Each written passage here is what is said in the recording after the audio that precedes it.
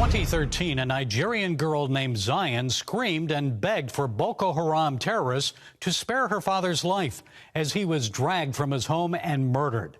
She overcame the trauma of helplessly witnessing Islamic terrorists brutally spill the blood of her pastor father. She came to the United States, worked hard, and recently spent time serving as a graduate student consultant at the Pfizer company during the rollout of the COVID-19 vaccine. Now she's just been awarded a master's degree in applied science.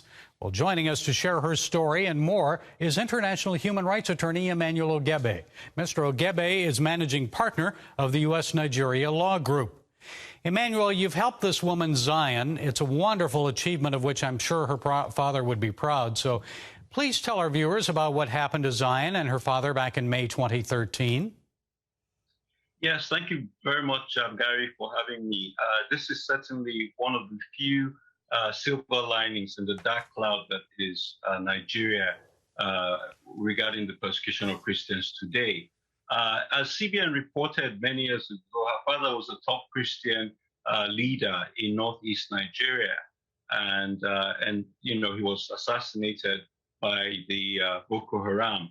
Now, Zion herself was shot that night, and she had to undergo surgery to extract bullet fragments from her head. So this is truly a miracle on so many levels, that in the first place she survived, that in the second place she came to America and thrived and bagged a master's degree. Now, guess what, Gary? She graduated the day after the 8th anniversary of the attack on her family and her dad and herself. Wow, that's amazing. I can't imagine going through that, what she went through. But Zion gives God credit for helping her to overcome that tragedy, Emmanuel, and achieve her master's degree. Tell us why she gives God credit.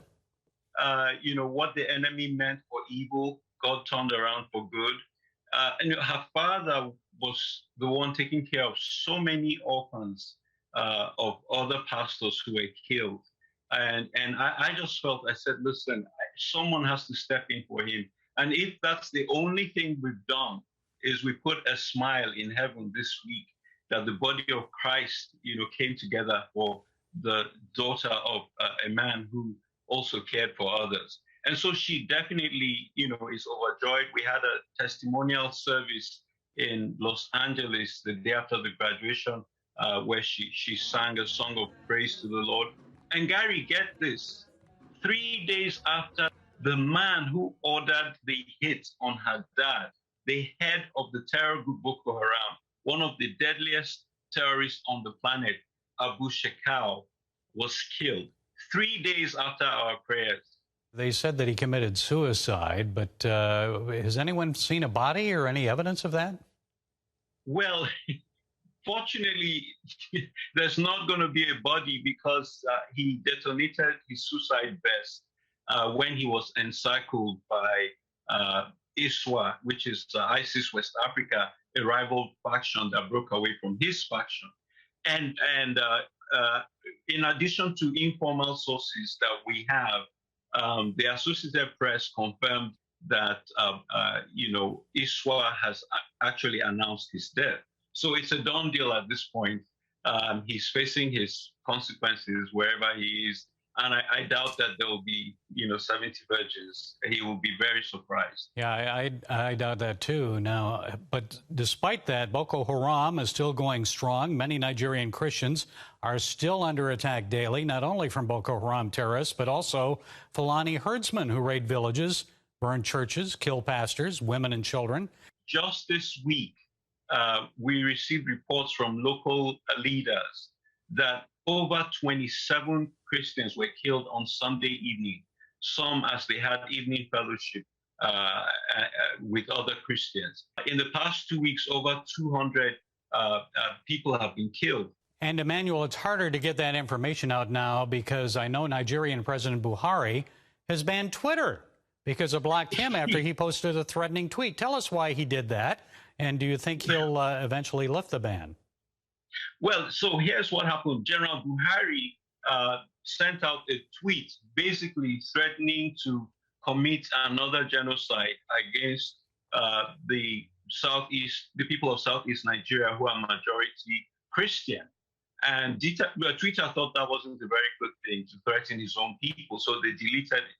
And so General Buhari deleted Twitter for the entire country. I mean, basically, 33 million people are on Twitter in Nigeria, and he said he's now made it a punishable offense for anyone to go on Twitter. Now, 25 years ago this week, I was imprisoned by another military dictator because I sent him a fax. Now, General Buhari wants to imprison 33 million Nigerians for a tweet. Things are not going well in Nigeria, and we're asking the Biden administration not to give jets, not to give Air Force planes to the Nigerian government next month of July as planned. And we're asking your viewers to write to the White House, write to your congressman, and say, do not give General Buhari those Air Force planes, because he has promised on Twitter to commit genocide. And if we give him those planes, he's going to do exactly what he already threatened he would do. Okay, Emmanuel Ogebe, managing partner of the U.S.-Nigeria Law Group. Thank you, Emmanuel, for sharing that story about Zion and your insights today. We appreciate it. Thank you very much, Gary, for your care and concern for the persecuted in Nigeria. We need your prayers.